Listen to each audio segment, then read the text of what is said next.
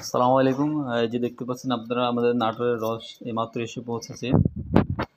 এই যে আমাদের বস্তা বস্তায় এইসব বস্তায় করে মাল আসছে, আমরা এগুলো এখন ফ্রিজে রাখতেছি। এই যে দেখেন ফ্রিজ ভর্তি মাল, কত বড় ফ্রিজ! এই ফ্রিজে ভর্তি আপনার একেবারে টাটকা খাঁটি খেজুরের রস আছে। এই যে দেখতে পাচ্ছেন আমরা ককশিটে রাখতেছি।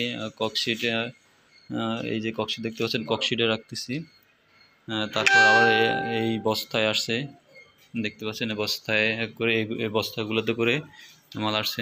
এখন আমরা এগুলো আবার ফ্রিজিং করতেছি।